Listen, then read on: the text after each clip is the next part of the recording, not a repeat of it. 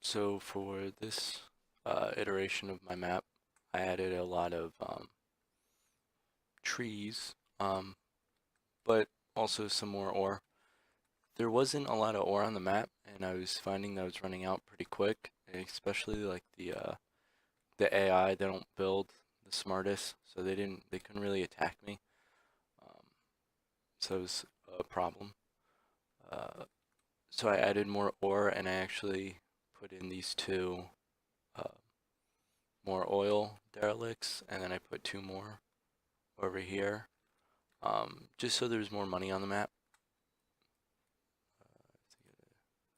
They really like to go spies.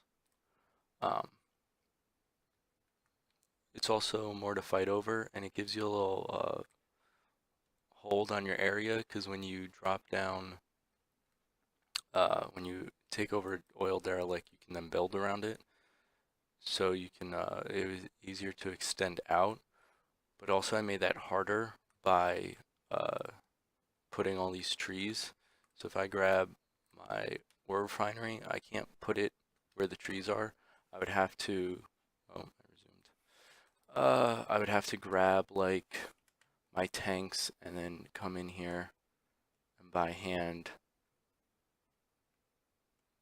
I can attack the trees to kind of clear them out a little bit. And if I wanted to place my buildings closer, it just kind of slows down the rush.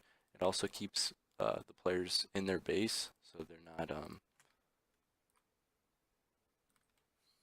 can I drop this? He's gonna drop some stupid stuff over there. Does it have to go over here? Oh, it's not even mine. Alright, so I have to drop it here. Oh, don't tell me he's gonna go engineer to capture my MCU. Oh my god. They're crazy. Yeah, I can't build anymore. Alright, that's exciting. Oh, and they have another spy. The AI is pretty interesting. But I also put this airbase up here. It's kind of in the style of a lot of other maps. That's why I put these two oil derelicts here, so you can put turrets and stuff. This gives me access to paratroopers, so every so often I get a group of guys that just can paratroop in, and it's a good addition to like my main force to just drop in extra infantry.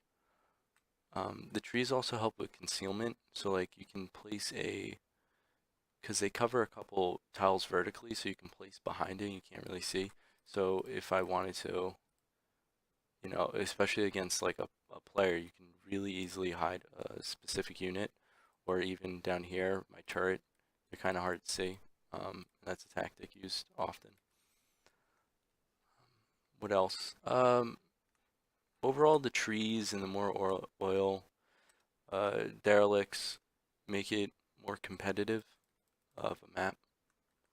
The paratroopers help a little bit because right now I'm playing as Iraq, who has desolators, which are really powerful infantry units. But the paratroopers, I either can rain them in on an enemy base or um, drop them in my own base for defense.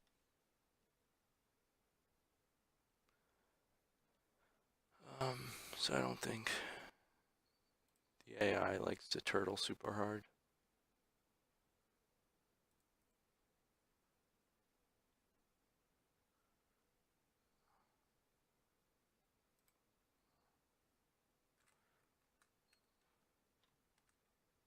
Oh, alright, that wasn't terrible. So I could just grab these dudes and just as a nuisance, drop them right on top of the enemy base. Yeah, so that's changing my map.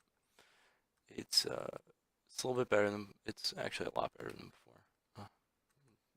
I feel like it's more viable. I played a couple games off camera, and they go out. They go a lot more.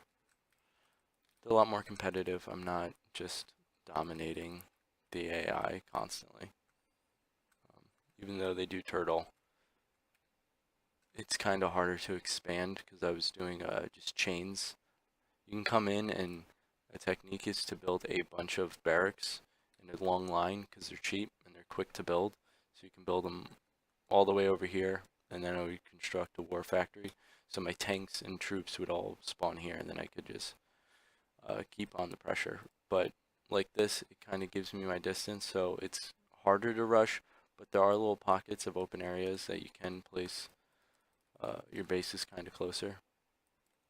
Over and also here, the back way, it's going to be contended less, but with the trees, you'll be able to conceal troops and stuff, and it's very easy to be down here micromanaging and then look up and it's like, whoa, I'm being attacked. So yeah, that's my map.